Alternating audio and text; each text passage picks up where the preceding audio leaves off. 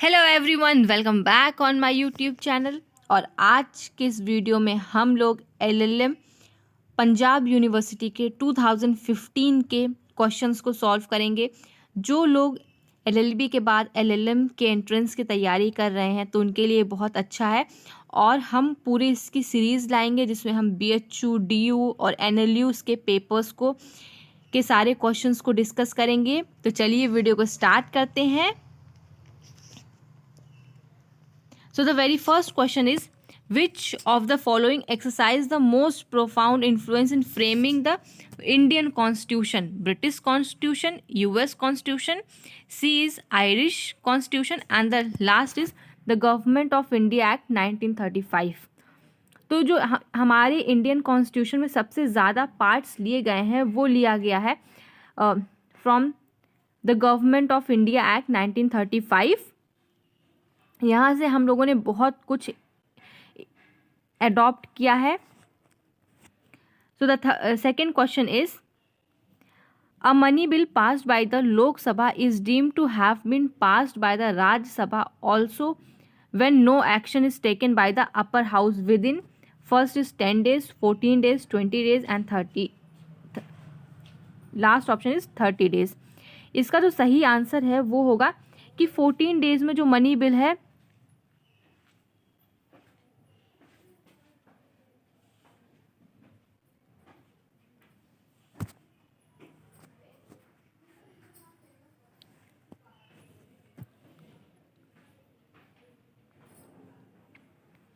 Second question, a money bill passed by the Lok Sabha is deemed to have been passed by the Rajya Sabha also when no action is taken by the upper house within 10 days, 14 days, 20 days and 30 days.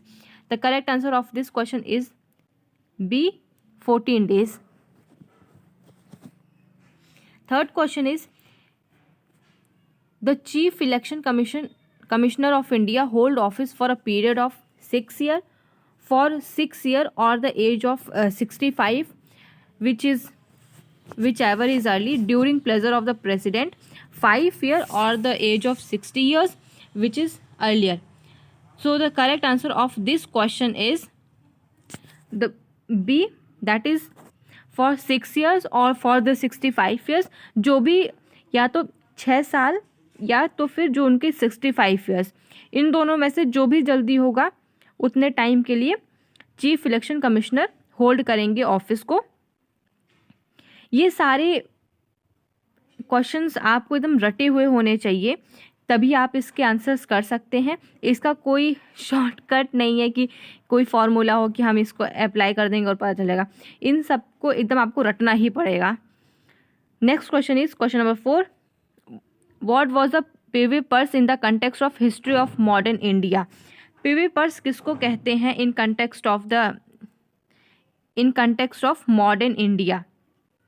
So option A is a purse given privately by one organization to another, B, a purse given by the government of India to dignitary for the service rendered, C is a grant given by the government of India to the erstwhile princes of India, last option is a gift given by the erstwhile prince of India to the government of India. So the correct answer of this question is question number C. Let's move to the next question, that is question number 5. Which of the following amendment in the Constitution of India are related to the institution of Panchayati Raj? 106th, 100th, 73rd and the last is 74th. So पंचायती राज से related जो amendment था वो 73rd amendment में हुआ था। Question number 6, who advise the draft who prepared the first draft of Constitution of India? Jawaharlal Nehru, Gandhi ji, advisory branch of the constituent assembly और the Sardar Vallabh Bhai Patel. So the correct answer of this question is the advisory branch of the constituent assembly। जो हमारे संविधान को बनाने के लिए जो constituent assembly establish हुई थी उसने ही पहला ड्राफ्ट तैयार किया था हमारे कॉन्स्टिट्यूशन का। So the correct answer of this question is option number C. Question number 7 is, when did constituent assembly adopted the national flag? A is 22nd August 1947, B is 21st July 1947, C is 22nd January 1947, and the last is 22nd October 1947. So the correct answer of this question is option second. Option second is the right answer. That is 21st July 1947, Constituent Assembly adopted the national flag. And move to question number 8. When was the Constitution of India adopted by the Constituent Assembly? हमारा जो संविधान था वो जो पूरा बन के तैयार था, या जो कॉन्स्टिट्यूएंट असेंबली थी कब अडॉप्ट की थी? So the very first option of this question is 25th November 1949, 29th November 1949, C is 26th November 1949, and the last option is this 27th November 1949. So the correct answer of this question is on 26th November 1949 को हमारा जो constitution of India को constituent assembly ने 26 नवंबर 1949 को adopt किया था, और इसी दिन ही 26 नवंबर को ही हम लोग कॉन्स्टिट्यूशन डे भी सेलिब्रेट करते हैं. Question number 9. Who among the following was the first Chief Justice of India and assumed office on 26 January 1950? So, who was the first Chief Justice of India? So, the correct answer of this question is option C, H.J. Kanya. Question number 10 is, the Constitution of India declared India to be a sovereign, socialist, secular, democratic republic, assuring its citizens of justice, equality, and liberty, and endeavors to promote fraternity among them. The word socialist and secular was added in the year. So, अगर हम लोग अपने preamble को भी देखें तो उसमें भी ये सारे वर्ड्स हैं, sovereign, socialist, secular, democratic, Republic और जस्टिस, इक्वलिटी, लिबर्टी, ये सारे वर्ड्स हम प्रस्तावना प्रियम्बल को ही देखें तो उसमें पता चलता है. और हम अगर प्रियम्बल को ही अपने ढंग से पढ़ लें, अच्छे से पढ़ लें, तो हमें ये पता चलेगा कि हमारे कॉन्स्टिट्यूशन के अंदर है क्या. सो कब इस वर्ड को, सोशलिस्ट और सेकुलर वर्ड को कब ऐड किया गया था? So first option is 1956, B 1976, C 1970, and the last is 1978. So the correct answer of this question is 1976. In this year, socialist and secular word was added. और किस amendment में add हुआ था वो आप लोग कमेंट बॉक्स में लिख के ज़रूर बताइएगा.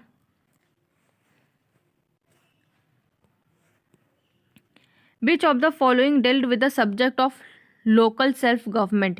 A. Balwant Rai Mehta committee, B. Kothari commission, C. Veerappa Moily committee, and the last is Venatakachalam commission. So the correct answer of this question is कि लोकल सेल्फ गवर्नमेंट का मतलब है पंचायती राज, और पंचायती राज से रिलेटेड था बलवंत राय मेहता कमेटी. हम एक एक क्वेश्चंस को ऐसे डिस्कस करके नहीं कर सकते मतलब, क्योंकि बहुत ज़्यादा टाइम लग जाएगा. और टोटल जो आते हैं क्वेश्चन वो 150 क्वेश्चंस के, 150 क्वेश्चंस थे 2015 पंजाब यूनिवर्सिटी के पेपर में. तो एक एक क्वेश्चंस को हम अच्छे से डिस्कस करके करें तो वो थोड़ा प्रॉब्लमेटिक है. लेकिन अगर आपको किसी भी क्वेश्चन में कोई प्रॉब्लम है तो आप उसको ज़रूर कमेंट बॉक्स में लिख के बताइएगा. So move to next question. Question number 12. On whose recommendation was the Constituent Assembly formed? Cabinet Mission Plan, Government of India Act 1935, C is Mountbatten Plan, and the last is Cripps Commission. So इसको तो ये सबको पता है कि Constituent Assembly किसके recommendation पे form हुई थी. वो कैबिनेट मिशन प्लान के रिकमेंडेशन पे हमारी Constituent Assembly फॉर्म्ड हुई थी. Move to next question. Question number 13. When did Mr. Attlee, Prime Minister of England announced the transfer of powers to the Indians? On first option is February 1947, June 1949, August 1947, and the last is June 1948. So the correct answer of this question is June 1948. जो ये date वाले questions आते हैं, year वाले questions आते हैं कि जिसमें आपको एकदम डेट और ईयर अगर याद है तो ही आप क्वेश्चन कर सकते हैं. आप अगर इसमें थोड़ा बहुत भी कन्फ्यूज़न है तो नहीं आ रहा है तो उसको लीव करना ही सही है, क्योंकि ये जो क्वेश्चंस आते हैं डेट वाले और ईयर वाले, मुझे जहाँ तक लगता है, मेरा पर्सनल एक्सपीरियंस है कि ऐसे क्वेश्चंस आते हैं सिर्फ पेपर का लेवल बढ़ाने के लिए. क्योंकि अगर आपको डेट याद है तो ही आप उसको सही कर सकते हैं. आप मतलब उसमें थोड़ा बहुत भी कोई क्लू नहीं ले सकते हैं, कहीं से कुछ कनेक्ट नहीं कर सकते. तो आई थिंक ये जो डेट्स आते हैं ये सिर्फ लेवल बढ़ाने के लिए आता है पेपर का. Let's move to next question. Question number 14. In the national flag what shall be the ratio of the width to the length? किस रेशियो में है हमारा नेशनल फ्लैग, वो पूछा गया है.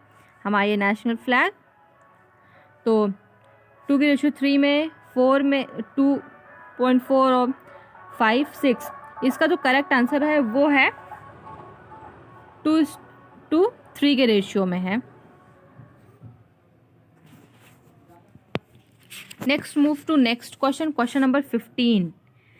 हाउ मैनी जज of the supreme court were in the bench to describe the basic structure of the constitution for the first time in the landmark judgment Keshwanand Bharti versus Kerala State? Option number A 13, B 12, C 14 and the last is 15. एक जो हमारा ये landmark judgement है Keshavananda Bharti versus Kerala state, जिसमें basic structure of the constitution को declare किया गया था, बोला गया था कि हमारा जो बेसिक स्ट्रक्चर ऑफ कॉन्स्टिट्यूशन है उसको अमेंड नहीं कर सकते हैं, उसमें अमेंडमेंट्स नहीं ला सकते हैं. सो कितने जजेस की बेंच बैठी थी? वो 13 जजेस की बेंच थी. So the correct answer of this question is option A 13 जजेस. Question number 16.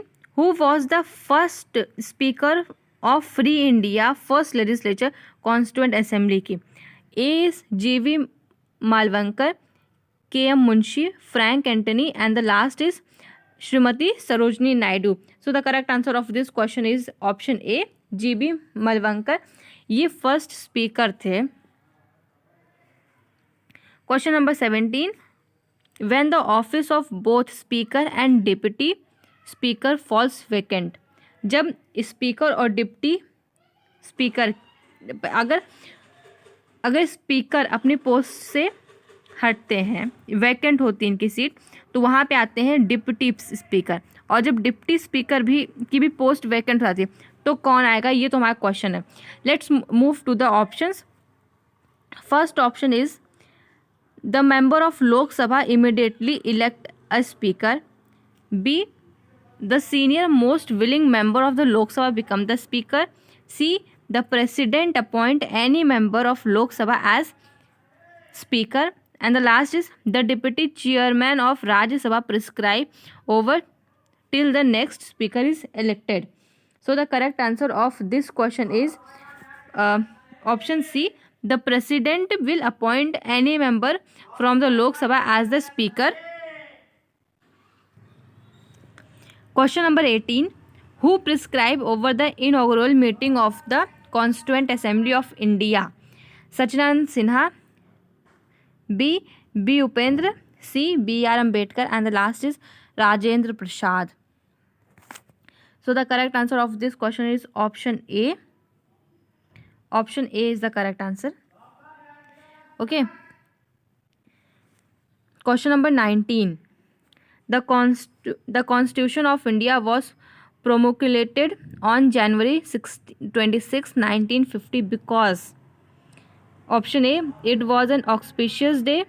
B this day was being celebrated as the independence of India since 1929. says it was the wish of the framers of the constitution. And the last is the British did not want to leave India earlier than this date. So the correct answer of this question is option A कि हमारा जो constitution of India है वो 26 जनवरी 1950 को ही क्यों implement हुआ था. So the correct answer of this question is option B कि this day was celebrated as the independence day since 1929 और इसी दिन ही पूर्ण स्वराज की बात की गई थी.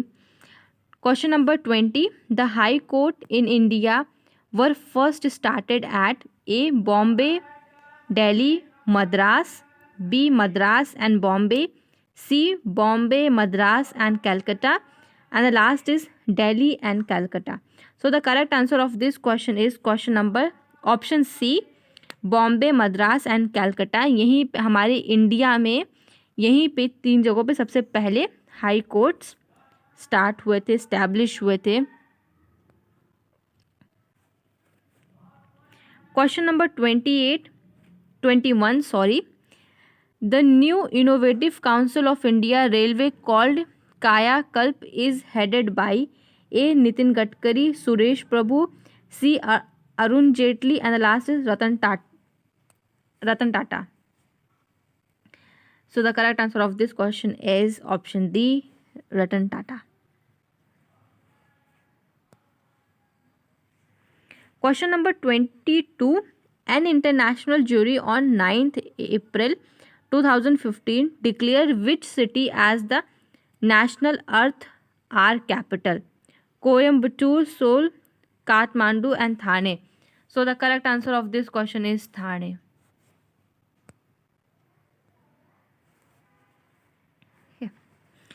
Which country's lawmakers voted overwhelmingly in favor of a law allowing medicals to place terminally ill patients into a deep sleep until they die?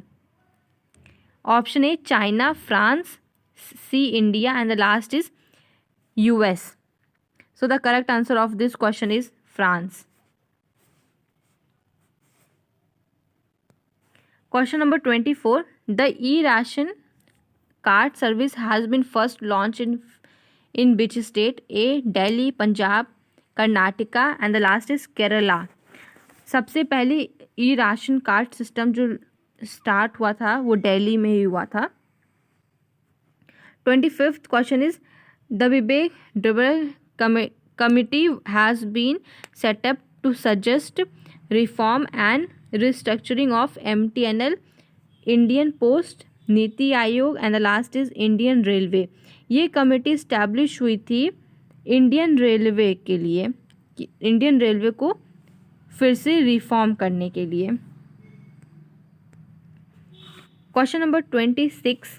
According to the Law Commission recommendation, India needs to repeal or amend urgently law which discriminate against persons with which disease and stop the official use of the word associated with it. Polio, leprosy, AIDS and tuberculosis. So the correct answer of this question is option B. Question number 27. What has been decided as the new of the capital city of Andhra Pradesh? Is the correct answer of this question is Amravati, option B. Question number 28.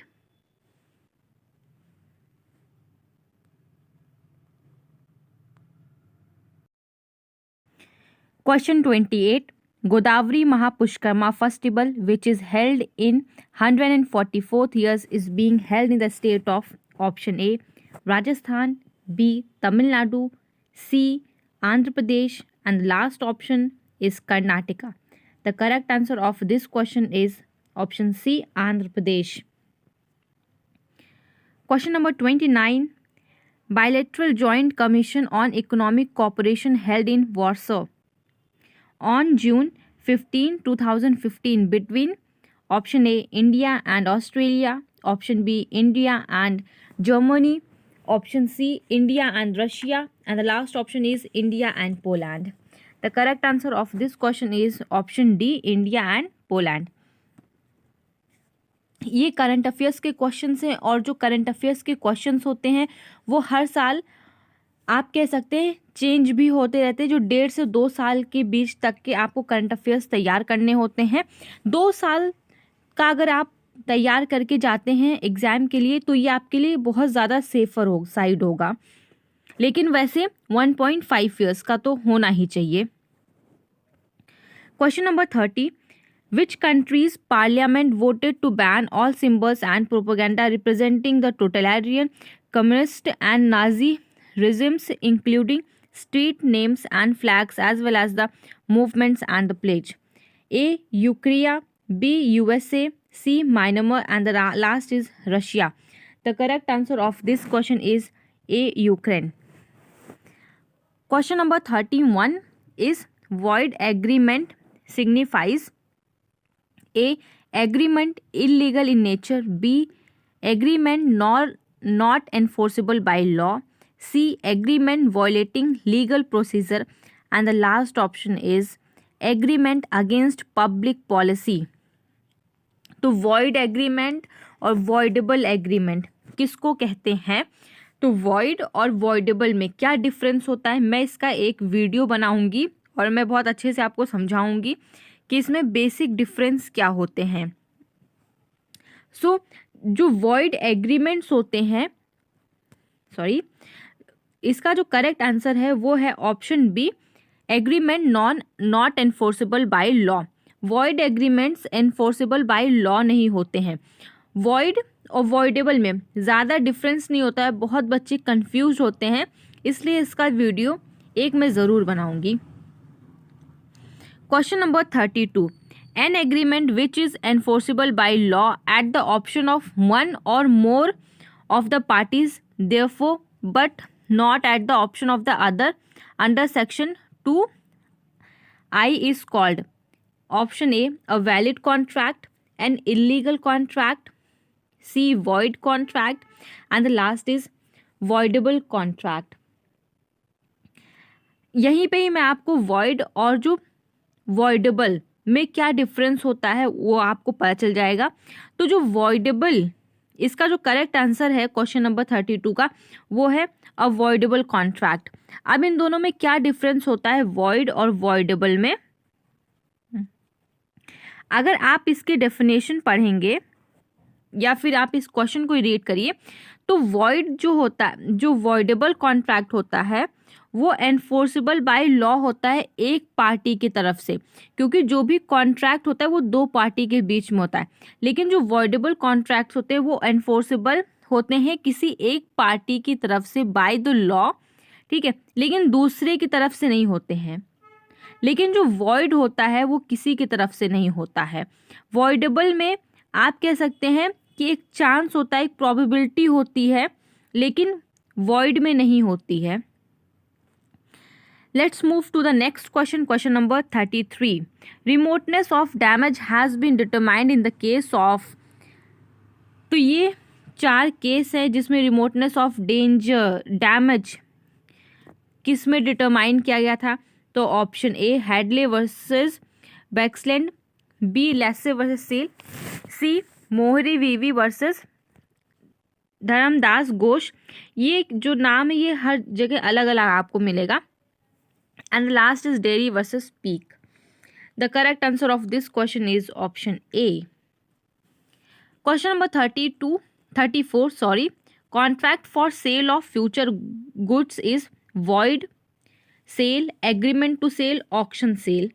The correct answer of this question is option C, agreement to sale. Question number 35. An agreement where object or consideration is lawful. Option A, agreement, option B, voidable, C, valid, and the last is unenforceable. The correct answer of this question is void.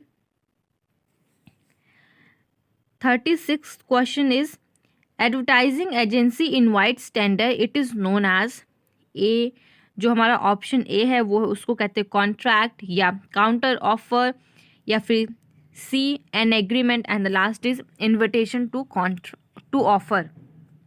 इसका जो सही answer है वो है invitation to offer. इन चारों को अगर हम पढ़ते हैं, कॉन्ट्रैक्ट को छोड़ के अगर हम देखें, बाकी तीनों को, काउंटर ऑफर और इन्विटेशन, एग्रीमेंट को भी नहीं, तो फिर इसमें ज़्यादा कोई डिफरेंस नहीं होता है।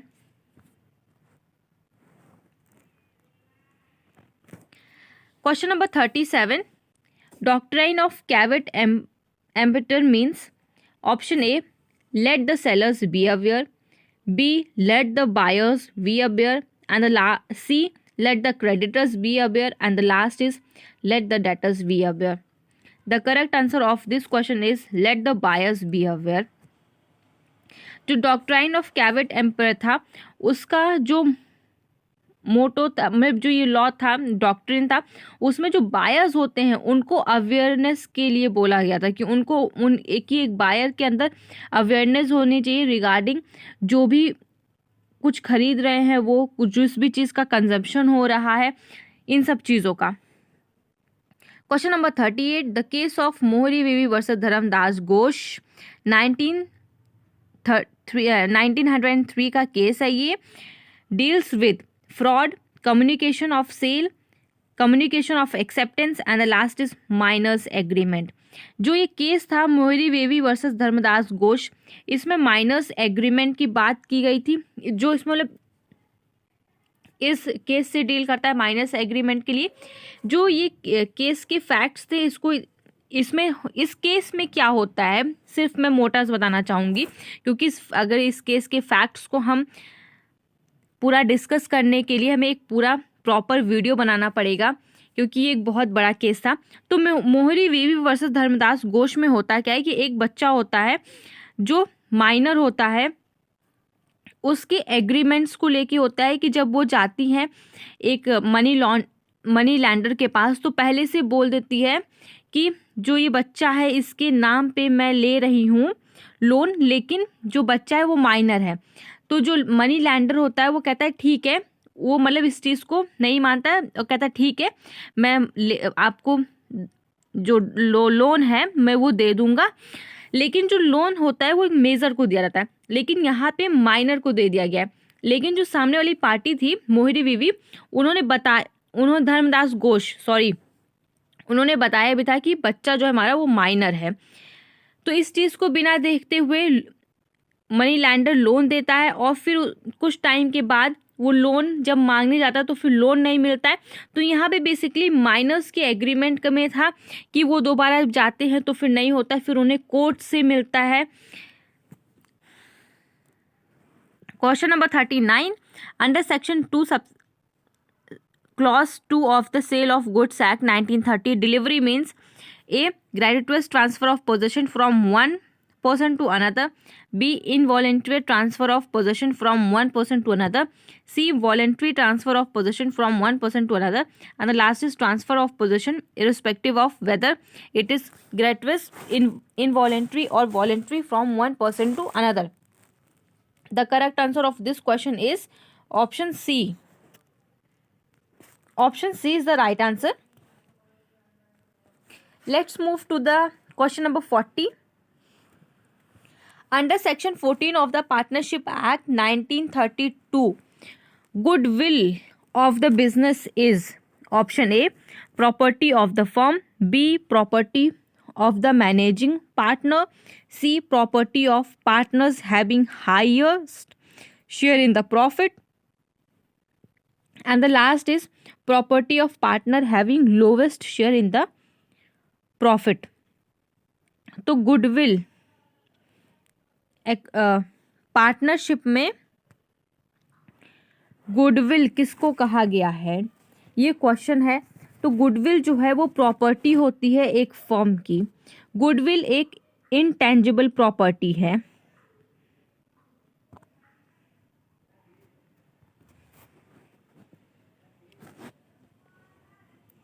Question number 41, Salmon versus Salmon Co. Limited laid down the principle of option A, independent cooperative existence, B, operation and mismanagement, C. Personal liability. And the last option is holding and subsidiary company.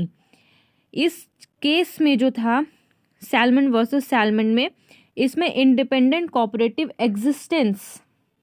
So the correct answer of this question is option A. Question number 42. Ashbury railway carriage and iron corporation limited versus Riche related to doctrine of ultra vires. B. Doctrine of indoor management. C. Prospectus. And the last option is D. Doctrine of constructive notice. इसका जो correct answer है वो है option A. Doctrine of ultra vires. Question number 43. The minimum number of persons required to form a private company is option A 7, B 2, C 1 and the last is 5. तो minimum members की requirement क्या होती है public company में, तो वो है 2. और ये तो हमारी प्राइवेट कंपनी के लिए बोला गया है कि मिनिमम मेंबर्स की कितनी रिक्वायरमेंट है. पब्लिक कंपनी में कितनी रिक्वायरमेंट होती है वो आप लोग कमेंट बॉक्स में ज़रूर लिख के बताइएगा. Question number 44. Which company can freely transfer its share. Option A private, B public company, C 1% company and the last is both A and B. जो करेक्ट आंसर है इस क्वेश्चन का वो है पब्लिक कंपनी. पब्लिक कंपनी ही अपने shares को freely ही transfer कर सकती है, लेकिन प्राइवेट कंपनी ऐसा नहीं कर सकता है और ना ही 1% कंपनी कर सकती है. तो इसका जो करेक्ट आंसर है वो है public company. Question number 45. Which company are exempted to add private and limited or private limited at the end of their name under companies under section 8 of the Companies Act 2013. A. Private company. B. Holding company. C. Public company. And the last is formation of company with charitable object. इसका जो सही answer है वो है option D. Formation of company with charitable object. जो कोई charitable company होगी वो अपने नाम के आगे लिमिटेड या प्राइवेट लिमिटेड ये नहीं लगा सकती है. Question number 46. In proceeding 107 CRPC an executive magistrate may require to execute a bond for keeping peace for such period not exceeding. Option A 1 year, B 2 year, C 3 year and the last is 6 year. The correct answer of this question is option A 1 year. No order issued under section 144 CRPC shall remain in force for more than option A 15 days, B 1 month, C 2 months and the last is 7 days. So the correct answer of this question is 2 month. Option C. Question number 48. Which of the following is an offense which is punishable in 4 stages? A. Robbery. B. Dacoits. C. Theft. And the last is rape. So the correct answer of this question is dacoits. Robbery और dacoits इन दोनों में क्या difference होता है, अगर किसी को पता हो तो ज़रूर कमेंट बॉक्स में कमेंट करिएगा. Question number 49. What is the punishment for attempting to wage war or abetting waging a war against the government of India? Option A death, B punishment for life and fine, C 14 years and the last is both A and B. इसका जो सही answer है वो होगा both A and B. अगर कोई भी है पर्सन किसी को भी अवेट कर रहा है या अटेम्प्ट कर रहा है against the government of India, तो उसको डेथ भी हो सकती है या फिर पनिशमेंट फॉर लाइफ इम्प्रिजनमेंट और फाइन। अब जो इम्प्रिजनमेंट होगा वो रिग्रेस भी हो सकता है और सिंपल भी हो सकता है। Question number 50, sexual intercourse by a man with his own wife is not rape if she is A 18 years of age, B 16 years of age, C 15 years of age and the last is 14 years of age। इसका जो सही answer है वो है 15 years of age। Question number 51, section 371 of IPC punish a person who, option A deals in slave for profit, B occasionally sell a slave, C takes work without money and the last is habitual dealing in slaves। इसका जो सही answer है वो option D, habitual dealing in slaves।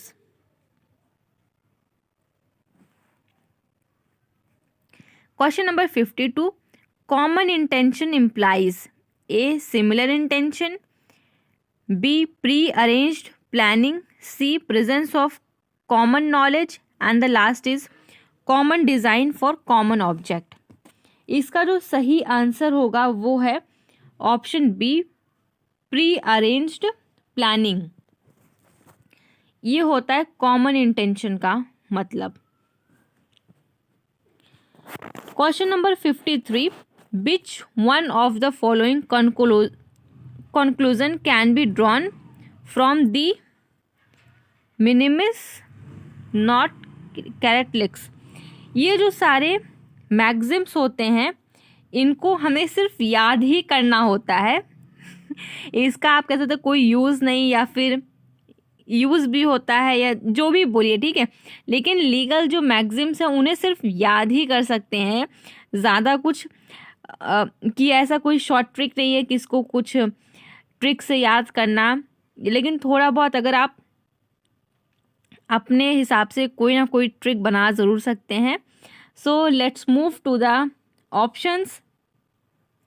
Option A necessity known no law, B everything is offence done by a child under 7 years of age, C every person is liable for his own act and the last is trifling act do not institute an offence. इसका जो सही answer है वो है option D.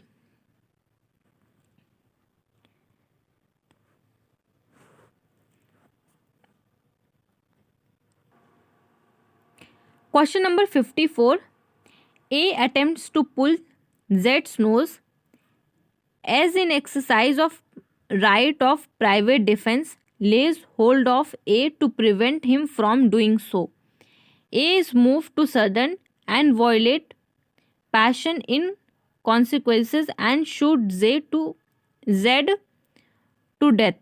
A is liable for option A culpable homicide amounting to murder, B culpable homicide not amounting to murder, C A and B and the last is none of the above। इसका जो सही answer है वो होगा option A culpable homicide amounting to murder. Culpable homicide section 299 of IPC में दिया है। जो हमारे प्राइवेट डिफेंस होते हैं उसमें ये होता है कि जो हम अगर कोई भी डिफेंस करेंगे वो हम सिर्फ उतना ही अमाउंट करेंगे जितना अमाउंट हमें थेफ्ट होगा, ये नहीं कि ज़्यादा हो। जैसे कि अगर कोई भी ज़रा सा मतलब जितने ही डिग्री का हमें हो सकती है डैमेज या जितने भी डिग्री के हमें सिर्फ थ्रेट्स हैं उतने ही डिग्री में एक्सरसाइज होंगे private defence. Question number 55, when a person is made to commit a crime after being put under fear of death there is option A no mens rea, B mens rea, C no offence and the last is neither mens rea nor offence. इसका जो सही answer है वो होगा option D,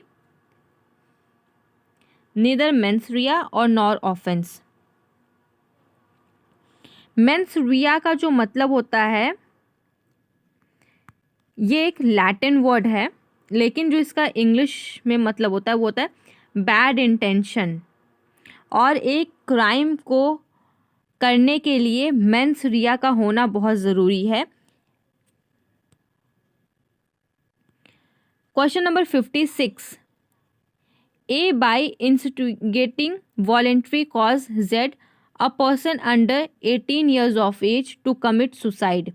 A has option A abetting suicide, B abetting murder, C abetting committing murder and the last is all of these.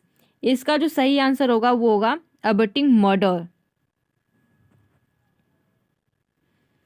Question number 57, defense of insanity is developed on which of the following. इसका जो सही answer होगा वो होगा option B, McNaghten rule. Question number 58, which one of the following is an inchoated crime? A public nuisance, B criminal attempt, C unlawful assembly and the last is riots. इसका जो सही answer है वो होगा option B.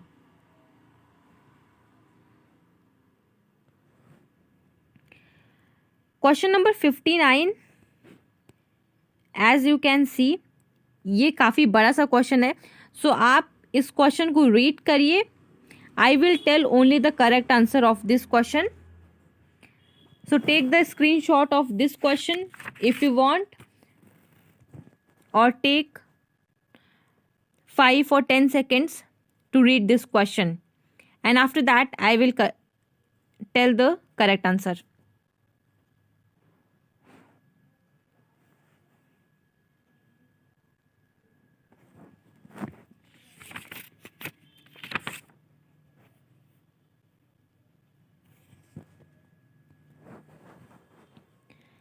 So the correct answer of this question is option C.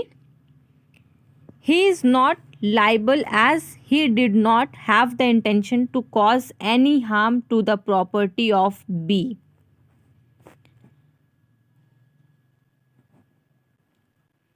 Question number 60.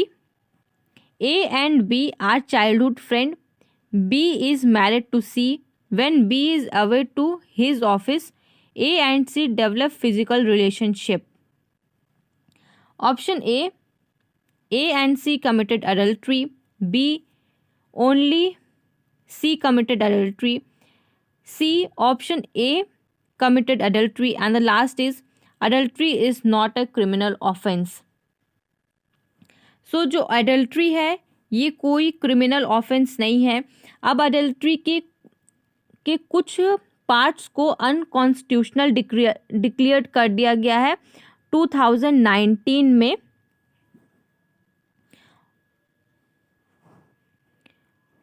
Question number 61. What is meant by pacta sunt servanda? A, compensation to the aggrieved party.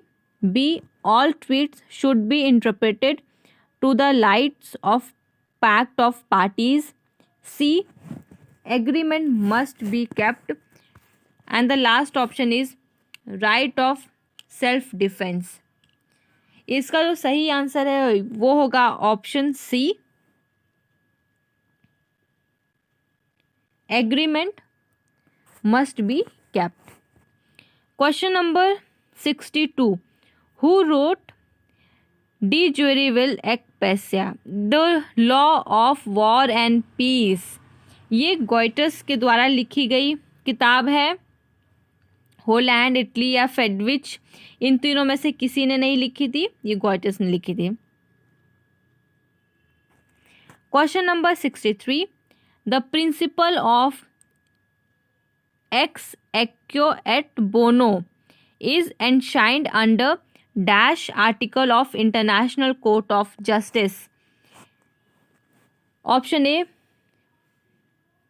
Article 38 Clause 2, B 36 Clause 2, C 37 Clause 1 and the last is 39 Clause 3. इसका जो सही answer है वो होगा option A. Question number 64. The principle of sovereignty equality of all its members is enshrined in. Option A, Article 2 Clause 1 of the UN Charter, B, Article 1 Clause 2 of the UN Charter, C, Article 3 Clause 2 of the UN Charter and the last is Article 1 Charter Clause 3 of the UN Charter. इसका जो सही answer है वो होगा option 1. अगर ऐसे कोई questions आते हैं जिसमें पूछा जा रहा है कि किसी डेट के बारे में, कोई आर्टिकल या फिर कोई भी ऐसा क्वेश्चन, तो ये सिर्फ आप तभी अटेम्प्ट करिए जब आप श्योर हो उन क्वेश्चंस के लिए. Question number 65. The rule of state succession was incorporated by Roman law, B, Charter of UN, C, Pact of Paris and the last is Greek law. इसका जो सही आंसर होगा वो है ऑप्शन ए. रोमन लॉ से state succession incorporated हुआ था. Question number 66. The principle of उप जुस एबे रेडिमम वॉज रिकॉग्नाइज्ड इन.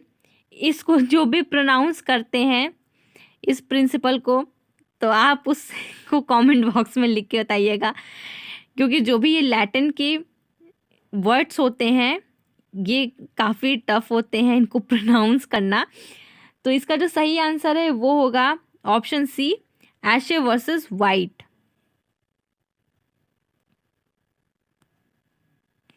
बी, टॉट इज अ वायलेशन ऑफ.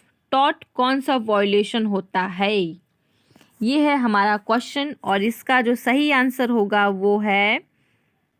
सबसे पहले ऑप्शंस को देख लेते हैं. Option A, right in personam, right in rem, both right in personam and right in rem, या फिर दोनों में से कोई भी नहीं. इसका जो सही आंसर होगा वो है option B. Option B is the right answer. Question number 68. Remoteness of damage is determined by. इसको हम देख सकते हैं कि ये किस केस में पूछा गया था. रिमोटनेस ऑफ डैमेज, ये भी क्वेश्चन आया था और देखिए फिर से वही रिपीट हुआ है ये question. So option A, the test of directness, B, the test of reasonable foresights, C, both A and B and the last is test of good faith. इसका जो सही आंसर होगा वो है both A and B. Question number 69. The rule of strict liability is contained in. Option A, Donoghue versus Stevenson, B, Rylands versus फैचिट्स, C, Lloyd versus Grace Smith and company and the last is Oman versus कॉर्विसल्स motors service limited. इसका जो सही answer है वो है option B. इसी case में स्ट्रिक्ट लाइबिलिटी के बारे में बताया गया था. Question number 70. Maximum injuria sine damno means A, violation of a legal rights without any damage, B, violation of a legal rights with damage, C, damage without violation of a legal right and the last option is no damage and no violation of legal right. इसका जो मतलब है इस maxim का, maximum इंजुरिया सिन डैनिमम, इसका जो मतलब होता है उसका जो सही मतलब इसका जो सही आंसर है वो है option 1, violation of legal rights without any damage.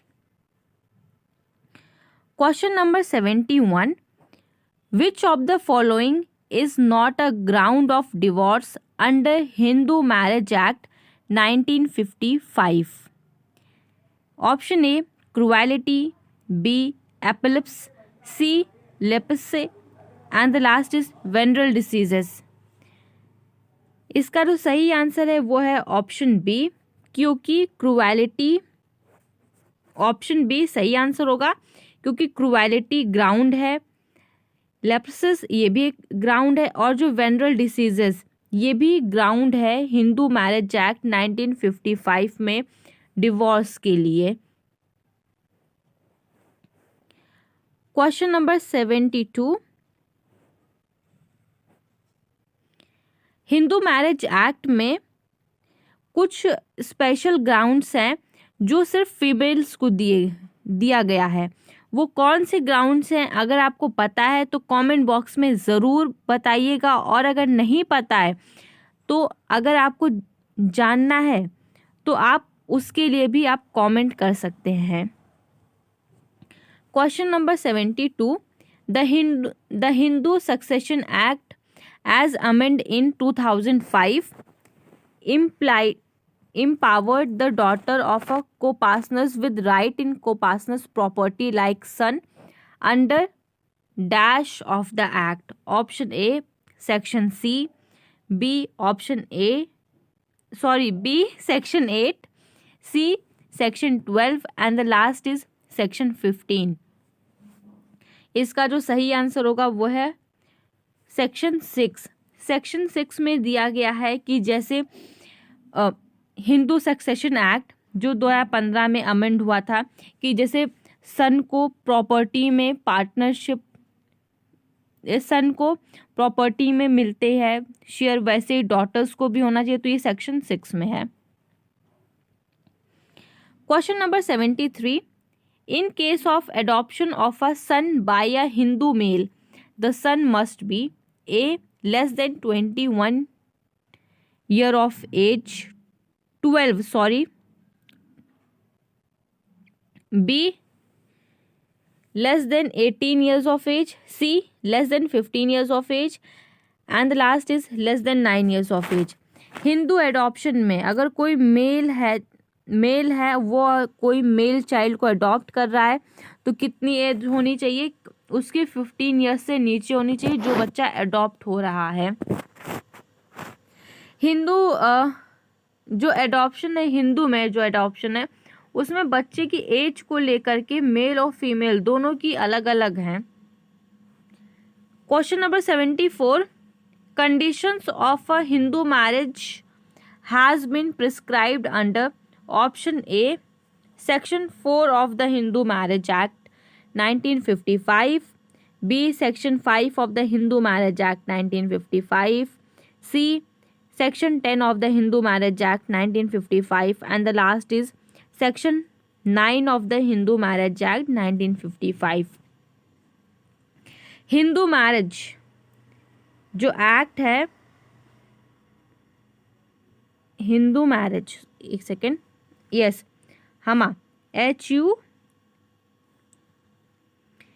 Hindu marriage जो एक्ट है 1955 में कि जो शादी हो रही है हिंदू मैरिज के तहत उसमें कुछ कंडीशंस दी हुई हैं कि जब वो सारी कंडीशंस फुलफिल होंगी तभी एक जो मैरिज है वो वैलिड होगा। वो किस सेक्शन में बताया गया है? तो इसका जो सही आंसर होगा वो बी होगा। सेक्शन 5 में बताया गया है कि हिंदू मैरिज एक्ट को वैलिड होने के लिए कौन कौन से सेक्शंस, कौन कौन सी कंडीशन फुलफिल करनी होंगी, ये सेक्शन 5 में है। As regards the payment the dower can be prompt, B deferred, C both A and B, and the last is only A and not B. So जो डावर होता है जिसको मेहर, ये मुस्लिम में होता है मेहर, डावर, ये प्रॉम्प्ट और डिफर्ड दोनों हो सकता है। तो इसका जो सही आंसर होगा वो होगा option C, both A and B. So the correct answer of this question is option C. Question number 76. The non-permanent member of the Security Council shall be entitled a term of 1 year, 2 year, 3 year और 4 year. इसका जो सही answer है वो है option B. इसको आप देख सकते हैं कि मैंने पहले से ही, जब मैं सॉल्व कर रही थी तो मैंने बुक में ही मार्क कर दिया था, जो क्वेश्चन पेपर था उसी में ही. तो इसके जो सही आंसर्स हैं मैंने कर दिया, पर फिर भी आप इन सारे क्वेश्चंस को देख लीजिए. Question number 77. The International Court of Justice shall consist of 11 members, 13 members, 15 members and the 17 members. इसका सही आंसर है ऑप्शन सी, 15 मेंबर्स. लेकिन ये 2015 का पेपर है, 2015-16 का. तो ये जो इंटरनेशनल कोर्ट ऑफ जस्टिस, मतलब वहाँ जो जजेस होते हैं वो हमेशा चेंज होते रहते हैं. जैसे कि हमारे, अगर हम अपने कंट्री की भी बात करें तो पहले के जितने जज थे और अब कितने हैं, अब तो 34 हैं, including the chief justice of India भी. तो इसीलिए ये चेंज होते रहते हैं टाइम टू टाइम. तो मैंने हमेशा बोला है कि करंट अफेयर्स हमेशा 2 साल के अगर आप प्रिपेयर करके जाते हैं एग्जाम में तो सेफर साइड रहेगा. लेकिन 1.5 ईयर्स का तो आपको आना ही चाहिए. Question number 78. How is the security council of United Nations appointed? A, by the security council, B, by the general assembly, C, by the general assembly on the recommendation of security council, and the last option is by the general assembly and the security council independently. इसका जो सही answer होगा वो है option C. Question number 79. To which of the following subject Muslim personal legal शरीयत is not applicable under the act 1937?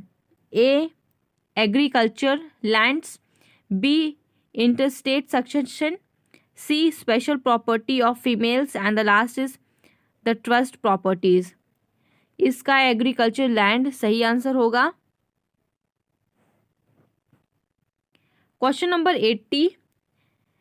Which of the following is not a condition for the marriage under section 5 of the Hindu Marriage Act?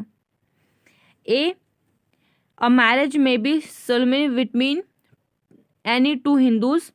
B, neither party has spouse living at the time of marriage. Yes. C, parties may be duly represented by their guardian if below 18 years of age. And the last option is parties are not within the degree of prohibited relation and the sapinda to each other. ये जो सारी conditions हैं ये Hindu marriage के लिए है कि जो शादी हो रही है हिंदू मैरिज एक्ट के तहत, उसमें जो दोनों जो पर्सन है वो दोनों लोग हिंदू होने चाहिए. ठीक है. साथ ही साथ जो दोनों लोग की शादी हो रही है वो सेम पिंड, जैसे कि यहाँ जो सपिंडा है तो सपिंडा आप इसको याद कर सकते हैं कि सपिंडा मतलब सेम पिंड, कि सेम पिंड से नहीं होना चाहिए, कि दोनों मतलब दोनों का जो गोत्र होता है वो सेम नहीं होना चाहिए, सेम पिंड से नहीं होना चाहिए सपिंडा, जहाँ से आप समझ सकते हैं. या फिर जो भी प्रोहिबिटेड रिलेशनशिप बताया गया है, चाहे वो मैटरनल के साइड हो चाहे वो पैटर्नल साइड हो, तो उन दोनों की साइड से जो भी प्रोहिबिटेड रिलेशनशिप है वो सारी नहीं होनी चाहिए. सारी कुछ कंडीशंस होती हैं. और जब शादी हो रही है तो चाहे मेल या फीमेल किसी का भी कोई भी लिविंग स्पाउस नहीं होना चाहिए मैरिज के टाइम पे, तभी वो शादी वैलिड होगी. तो there are the some conditions under the Hindu marriage act and there are many conditions as well as in the Muslims as well.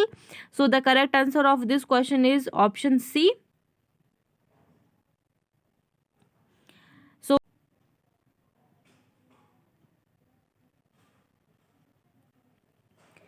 So if you like this video, then hit the subscription button and press the bell icon so that you never miss any update, and share among everyone जिसका मन है LLM करने का LLB करने के बाद. So thank you everyone for watching. Bye bye. Take care.